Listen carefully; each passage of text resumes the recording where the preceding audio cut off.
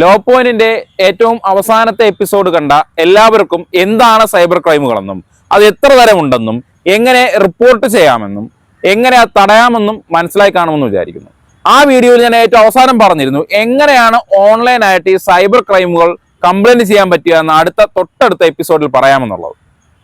നമുക്ക് നോക്കാം എങ്ങനെയാണ് ഓൺലൈനായിട്ട് ഇത്തരം സൈബർ തട്ടിപ്പുകളെ റിപ്പോർട്ട് ചെയ്യുക. ഞാൻ നിങ്ങൾ അഡ്വക്കേറ്റ് ആകാശ സട്ടത്തുമല്ല. ലോ പോയിന്റ് ഏറ്റവും പുതിയ എപ്പിസോഡിലേക്ക് ഏവർക്കും സ്വാഗതം.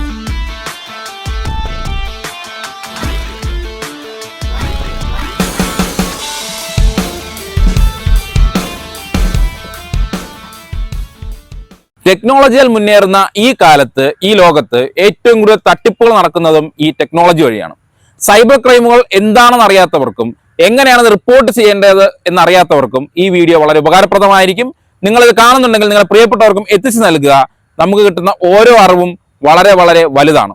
എങ്ങനെ ഈ സൈബർ ക്രൈമുകൾ നമുക്ക് നമ്മുടെ ഈ പോർട്ടലിൽ റിപ്പോർട്ട് ചെയ്യാമെന്ന് നോക്കാം. നിങ്ങളൊരു സൈബർ അറ്റാക്കിനോ അല്ലെങ്കിൽ സൈബർ ക്രൈമുകൾക്കോ ഇരയായിട്ടുണ്ടെങ്കിൽ നമ്മുടെ ഫോണിലോ അല്ലെങ്കിൽ ലാപ്ടോപ്പിലോ കമ്പ്യൂട്ടറിലോ www.cybercrime.gov.in എന്ന വെബ്സൈറ്റിൽ കയറുകയും അങ്ങനെ കയറുമ്പോൾ തന്നെ ആദ്യം തന്നെ നമുക്ക് റിപ്പോർട്ട് യുവർ കംപ്ലൈന്റ് എന്നൊരു ഓപ്ഷൻ കാണാൻ പറ്റും. അതിന് തൊട്ട് താഴെ report anonymously or report your complaint എന്നായിരിക്കും കൊടുത്തിരിക്കുന്നത്. റിപ്പോർട്ട് ആൻഡ് ട്രാക്ക് എന്നായിരിക്കും കൊടുത്തിരിക്കുന്നത്. ഈ റിപ്പോർട്ട് അനോണിമസ്ലി എന്ന് പറയുന്നത് 18 വയസ്സിന് താഴെയോ അല്ലെങ്കിൽ സ്ത്രീകളോ എന്തെങ്കിലും ലൈംഗിക അതിക്രമം സൈബർ വഴി നേരിട്ടിട്ടുണ്ടെങ്കിൽ, മൊബൈൽ വഴിയോ കമ്പ്യൂട്ടർ വഴിയോ നേരിട്ടുണ്ടെങ്കിൽ അവർക്ക് പേര് വെളിപ്പെടുത്താതെ അല്ലെങ്കിൽ കംപ്ലൈന്റിന്റെ പേര് വെളിപ്പെടുത്താതെ കംപ്ലൈന്റ് കൊടുക്കാൻ വേണ്ടിയിട്ടാണ് ആ ഒരു ഓപ്ഷൻ. അതല്ല ഈ സെക്ഷൽ അബ്യൂസ് അല്ലാതെ മറ്റെന്തെങ്കിലും ക്രൈമുമായി ബന്ധപ്പെട്ടാണ് കംപ്ലൈന്റ് നൽകുന്നതെങ്കിൽ റിപ്പോർട്ട് ആൻഡ് ട്രാക്ക് എന്ന ഓപ്ഷൻ തിരഞ്ഞെടുക്കുകയാണ് നമ്മൾ ആദ്യത്തെ സ്റ്റെപ്പായിട്ട് ഇതിൽ ചെയ്യേണ്ടത്. ഇതിൽ ഏതെങ്കിലും ഒരു ഓപ്ഷൻ തിരഞ്ഞെടുത്ത് നമ്മൾ മുന്നേക്ക് പോകുമ്പോൾ അടുത്ത സ്റ്റെപ്പായിട്ട് കാണുന്നത് കംപ്ലൈനന്റ്, അതായത് നമ്മുടെ പേര് കൊടുക്കുക. അത് കഴിഞ്ഞ് ഫോൺ നമ്പർ കൊടുക്കുമ്പോൾ നമ്മുടെ ഫോണിലേക്ക് ഒരു OTP വരും. ആ OTP ഈ വെബ്സൈറ്റിൽ കൊടുത്തുകൊണ്ട് വെരിഫൈ നടത്തി ക്യാപ്ച അടിച്ചു കൊടുക്കുമ്പോൾ തൊട്ടടുത്ത പേജിലേക്ക് പോകും. അവിടെയാണ് നമ്മൾ അനുഭവിച്ച കംപ്ലൈന്റ് അല്ലെങ്കിൽ ക്രൈം ഏതാണെന്ന് കൊടുക്കേണ്ടത്. അതായത് തൊട്ടടുത്ത് തന്നെ ഏത് തരത്തിലുള്ള ക്രൈമാണ് നമ്മൾ അനുഭവിച്ചത്, അതായത് സെക്ഷൽ അബ്യൂസ് ആണെങ്കിൽ അത്, അതല്ല ചീറ്റിംഗ് ആണെങ്കിൽ അത്, അങ്ങനെ കുറെ ഓപ്ഷൻസ് കാണും. അത് സെലക്ട് ചെയ്യുക. തൊട്ട് താഴെ ഏത് പ്ലാറ്റ്ഫോം വഴി, അതായത് സോഷ്യൽ മീഡിയയിൽ ഫേസ്ബുക്ക്, വാട്സപ്പ്, ഇമെയിൽ, ഇങ്ങനെ പല തരത്തിലുണ്ടല്ലോ, അതിൽ ഏത് വഴിയാണ് നമുക്ക് ഈ ഒരു പ്രശ്നം നേരിട്ടത് അതിന്റെ ഡീറ്റെയിൽസ് കൊടുക്കുക. അത് കഴിഞ്ഞ് തൊട്ട് താഴെയായി സസ്പെക്റ്റിന്റെ, അതായത് നമ്മൾ ആരെയാണ് സംശയിക്കുന്നത് അല്ലെങ്കിൽ നമ്മൾ ആരാണ് സൈബറായിട്ട് അറ്റാക്ക് ചെയ്തത് അവരുടെ പേരും ഡീറ്റെയിൽസും അറിയാമെങ്കിൽ നമുക്ക് അതോടെ കൊടുക്കാം. അത് പോലീസ് സ്റ്റേഷനിലും മറ്റും അവരെ ഈ പ്രതിയെ പിടിക്കാൻ സഹായകരമായിരിക്കും.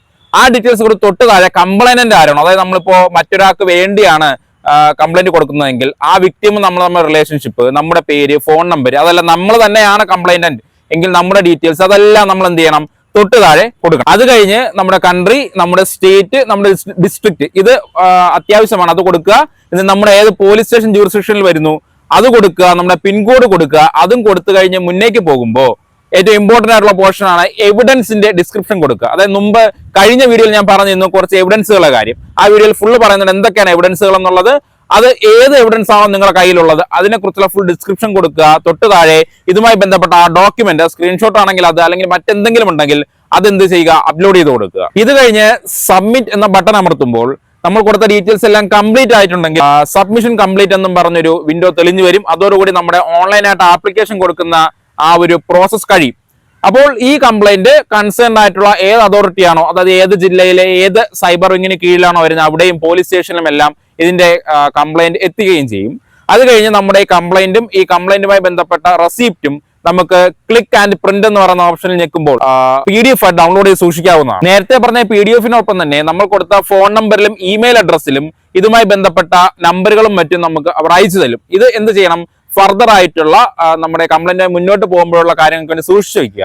ഈ വെബ്സൈറ്റിന്റെ ഏറ്റവും വലിയ പ്രത്യേകത എന്ന് പറയുന്നത് നമ്മൾ ഈ കൊടുത്ത കംപ്ലൈന്റ് ആ ദിവസം മുതൽ നമ്മൾ ഏത് ദിവസം കയറി നോക്കിയാലും ഏത് സ്റ്റേജിലാണ് നിൽക്കുന്നത് അറിയാൻ പറ്റും. ഇതിനു വേണ്ടി ഇതേ വെബ്സൈറ്റിൽ കയറി നമ്മുടെ കൊടുത്ത കംപ്ലൈന്റിനകത്തുള്ള ചെക്ക് സ്റ്റാറ്റസ് നോക്കുമ്പോൾ ഇപ്പോൾ ഈ കംപ്ലൈന്റ് സ്റ്റേജ് എന്താണെന്ന് നമുക്ക് അറിയാൻ പറ്റും. വളരെ വളരെ ഇമ്പോർട്ടന്റ് ആയിട്ടുള്ളതും ഉപകാരപ്രദവുമുള്ള ഓപ്ഷനാണത്.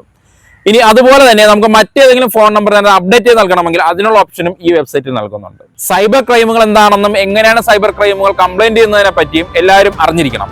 നിങ്ങളെ പ്രിയപ്പെട്ടവർക്കും ഈ വീഡിയോ എത്തിച്ചു നൽകുമെന്ന് പ്രതീക്ഷിക്കുന്നു. ഇതുപോലെയുള്ള അറിവുകൾക്കും പുതിയ പുതിയ നിയമങ്ങളും അറിയാനും വേണ്ടി എന്റെ ചാനൽ സബ്സ്ക്രൈബ് ചെയ്യുക. ലോ പോയിന്റിന്റെ ഏറ്റവും പുതിയ എപ്പിസോഡിൽ പുതിയ അറിവുകളുമായി കണ്ടുമുട്ടാം. ഞാൻ നിങ്ങളുടെ അഡ്വക്കേറ്റ് ആകാശ സട്ടത്തുമല. ബൈ.